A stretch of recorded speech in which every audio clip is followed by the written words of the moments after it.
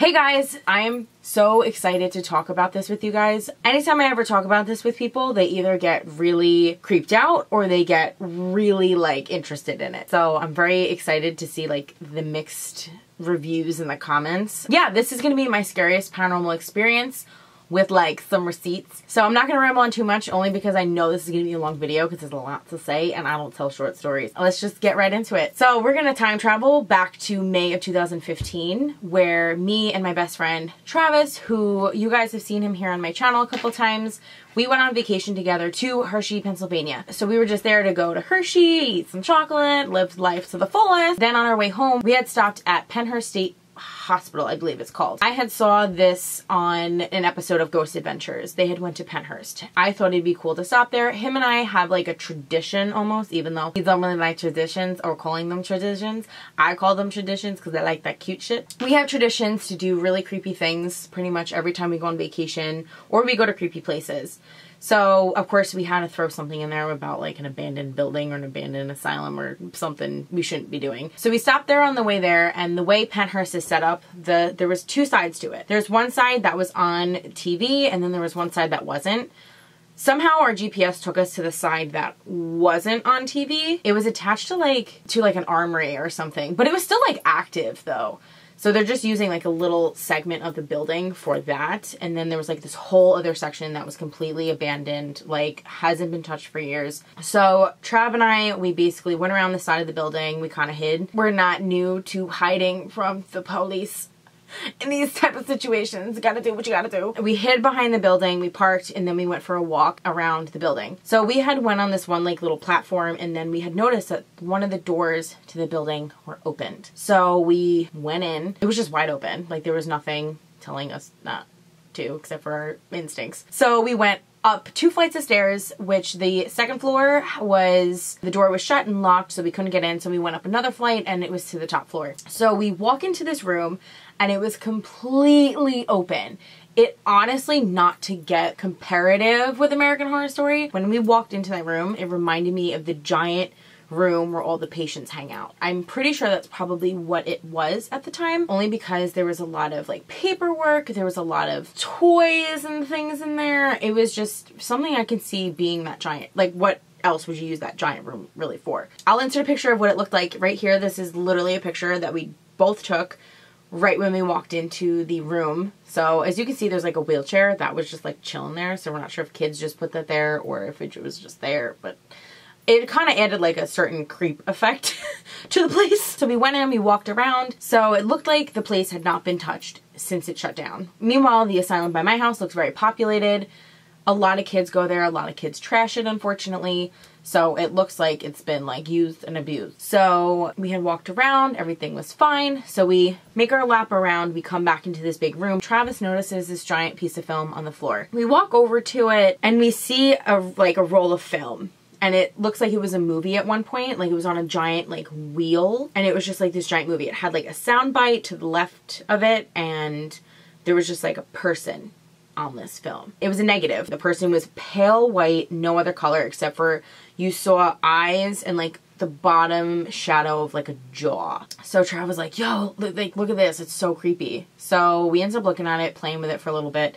And then we looked at the time and it was around 5:30. I was like, yo, it's 5:30. Let's go. I don't really want to hit a lot of traffic on our way home. We still have another 2-hour drive home. So what Travis and I did, which is the #1 rule of horror movies, but we each broke off a piece of this film because we thought it would be a cool souvenir. We drove home, everything was fine. I had never taken my piece of film out of my car. I had a little holder in my old car where it was able to stay in there, and I don't know, I never took it out. Travis had brought his inside of his home. Now this is where things get interesting. We had these pieces of film for about a week. I am someone, I've never gotten a ticket, I've never gotten into an accident, I never really had, I've had issues with my car, but not really electronically, or it never had a problem starting. I also had just gotten it fixed about 2 months beforehand, so my car was in good condition. So in the course of this week that I had this piece of film, and again, it was only in my car, I had gotten a ticket. I had gotten into a mini fender bender, and also my car wouldn't start. My car stalled out, which I do not have a manual, so it should not be stalling out. And now the creepiest part of it all is is my radio started, like my car was a 2006 Saturn. My car really did not have the technology to be doing like squiggles and asterisks and like doing capital and lowercase situations. So what my radio started to do was show me like these weird words with like asterisks and squiggles and stuff over like the words. It was just really weird because I had never seen my car do that. And then I'd go to touch it, like I wouldn't even touch it yet. I would go to touch it and it would stop. And I was like, okay. Then all of a sudden, I moved my hand back, put my hand back to the steering wheel, it would do it again. And anytime I go to touch it, it would stop.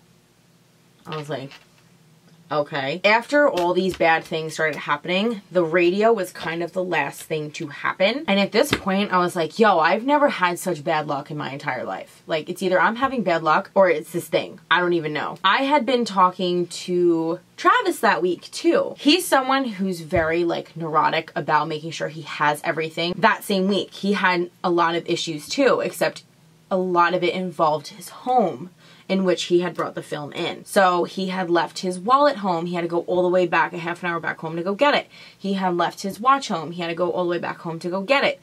Again, he's not that kind of person, and none of this stuff really would ever really happen, and everything involved his home. He left things at home. It just became very weird. Anytime that there was other people in my car, I felt like there was a lot of tension between me and the other person. Trav, I felt like had a lot of tension in his home as well. I had talked to Travis and I was like, yo, this is getting like way too weird and creepy. I think we should bring this film back. Like I just don't think we should keep it. And you wanted to go back anyway, so I think this is perfect. I think this is perfect. And now we have a reason to go back. Fast forward to that night. I believe it was that night. This is where things get twisted. Travis has a video camera up in his apartment to watch his dog while he is not home or when he's at work, just so he can like spy on this cute little doggy. Around 5:30 in the morning, which if you guys remember what I had said earlier, we had left the asylum and took the piece of film around for 5:30 in the evening. Around 5:30 in the morning, he got a notification on his phone that said that the camera was disconnected. So he didn't really think anything of it when he woke up. He was like, okay, whatever. He gets out of bed and he notices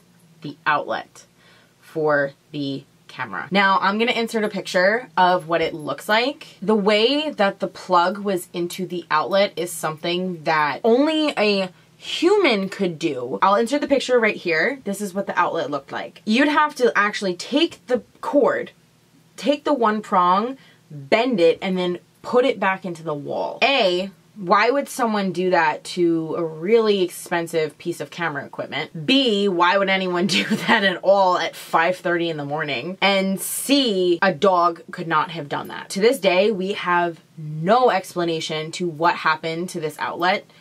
This is where I even have chills right now, that this is where we were like, okay, this is not okay. There is something seriously wrong. How could this happen?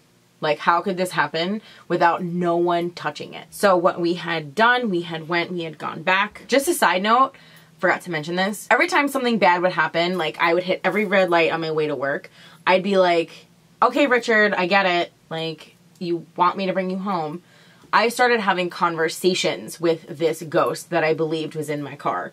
Just because I know this is going to sound weird, and I know this is going to sound like, okay, really?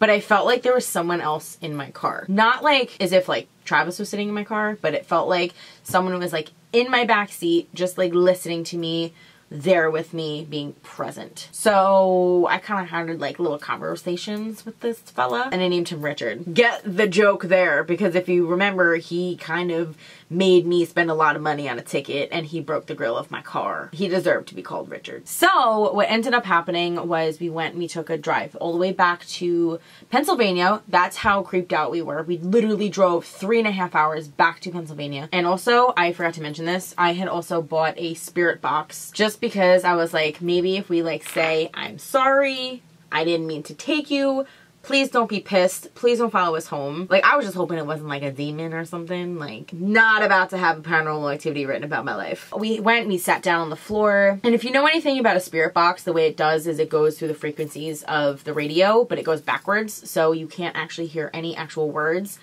So occasionally you'll hear a voice, but it won't make out any words. It'll be like, because it goes anything that speaks that's paranormal would have to go over the course of like a couple of radio stations. Or at least that's what I saw on Ghost Adventures. So I was like, okay, I clearly know what I'm doing. And we went and we sat down on the floor, and I apologized. I was like, look, Richard, I am so sorry. You are back in your home. Like, you are set. You're good. Like, I should have brought gifts. I should have brought some like mashed potatoes. We could have had Thanksgiving. We could have made this a thing. But we had set up the spirit box. Dead silent for 20 minutes. Didn't say anything. We were asking it questions, whatever. We had a recording. Like I said, dead silent for 20 minutes. We were just like, whatever. We were just about to leave. We were like, this is stupid. You know, like, we just look like dumbasses talking to ourselves in an abandoned place. We're probably going to get arrested. And then I decided to ask it one last question. And what I asked it was, what was the name that I called you for the week that you were with me? It went on for like 30 seconds. And then it said, Richard. But it was like elongated, and it was over the course of like a couple of radio frequencies. I can't even freaking tell you how quick I jumped up. I was like, I'm done. I gotta go. Richard, it's been cool. It's been nice. We kind of just packed up. We were just like, okay, I'm sorry. Like, we apologize. We hope you rest in peace. Anyway, we get back in the car, and after we got home, nothing. We've had no issues. We've had no problems. Everything's been back to normal. Like, I've never had a week like that in my entire life, where every single day I felt miserable. Every time I was in my car, I felt angry. The people that were in my car were very hostile. Anyone that would get in my car would feel very agitated, or they would feel very like annoyed. I started arguing with people that were in my car that I don't really argue with. And it was funny because everybody at my job knew this whole thing was going on, and they were all like, you better not bring that thing in here, and not about it. I actually went around asking everybody. I was like, I'm making a YouTube video tonight, and it's gonna be about Richard. Some people walked away from me. They were like, bro, like, no, I'm not listening to this again, because they were so creeped out by it. And then some people were like, oh yeah, remember Richard? Like, everybody knows Richard. But yeah, ever since then, we haven't really had an issue. Basically, what I had learned was, do not take things from abandoned places. So what you do learn in horror movies, you should listen to. So I hope you guys enjoyed that story. I would love to know what you guys think of it, because me living through it, I'm kind of like, okay, I know what I think of it, but I would love to know what you guys think of it. Please leave a comment below what you guys think, your reaction, just anything about it. I would love to read it. And make sure you guys like this video if you want to see more of these type of videos. And make sure you guys subscribe for more videos, because obviously I'm back and I'm better than ever. But yeah, I'll see you guys soon, and I'll see you guys in my next video. Bye! Also, do you guys like my moon sweater that I have on today? I thought it was very appropriate for my creepy story time that I have going on. I thought it was very like ghostly and spooky and things.